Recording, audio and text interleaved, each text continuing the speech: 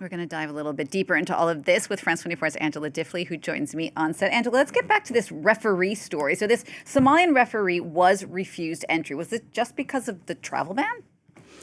It's pretty unusual, actually. We couldn't find any other examples where exactly this situation has occurred. The United States, Somalians are on the list of banned citizens from Somalia are banned entry to the United States in normal circumstances. And the United States is under no obligation to reveal why they have refused his entry into the US. FIFA have said, each host country is in charge of its own immigration laws. We have nothing to do with that. And so that's the situation as it is. There was some suggestion, would this referee, Omar Artan, be able to referee matches in Mexico or Canada, the co-hosting countries? But all of the referees have to attend a training and preparation session in Miami beforehand, and that is why he's not able to take part in any of it at all. So that's the situation as it stands. Now, the Iranian national team, in theory, is going to partake in the World Cup, but their participation has been pretty complicated too. Yeah, they only, the players and key support staff were given their visas with certainty on Friday, so very late in the day. Some officials in the delegation have been refused entry again. There's no need for the United States to give reasons. There were lots of questions surrounding the fact that there might be people who had either served in or had connections with or have connections with the Iranian Revolutionary Guard Corps, which is, of course, a banned terrorist organization in the United States. As it is, the players and the support staff have been given entry and will be allowed to come in. The Iranian matches, two of them will take place in Los Angeles and the Los Angeles suburb of Inglewood, you will know.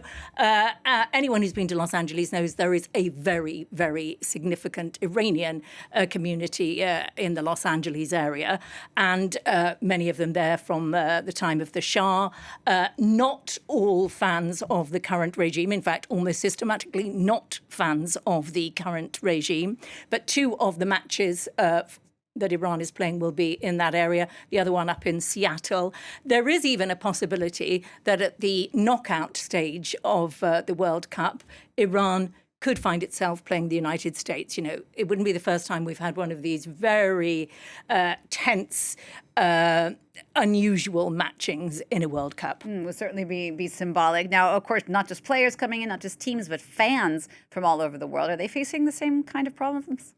There's quite a lot of stuff going on. Anecdotally, I'm sure you will know of people, will have heard of people who have decided independently, I wish to boycott this World Cup.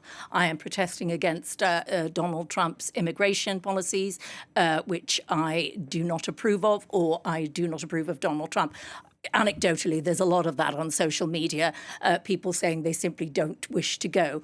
Apart from that, there are countries who are on the travel ban to the United States, Senegal, Cote d'Ivoire, Haiti. They all have teams in this World Cup. And in theory, their citizens are not allowed to travel to the United States. There was a suggestion that if you can produce the tickets and say that you have World Cup tickets, then your entry would be allowed for the period of the World Cup. But of course, a lot of people will be worried that when they get to the airport, they will be turned away. So there is some suggestion as well that quite a few hotels still have spaces in key cities for this World Cup. Again, that is very, very unusual.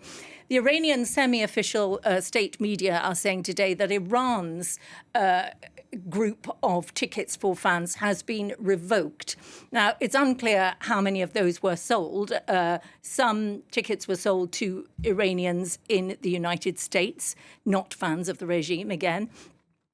But those for Iranians who are on the banned list and cannot travel to the United States, but might have got a waiver because of this situation with the World Cup, Iran now saying those tickets have been revoked. We haven't heard from FIFA exactly what's going on there, but it's all pretty complicated stuff.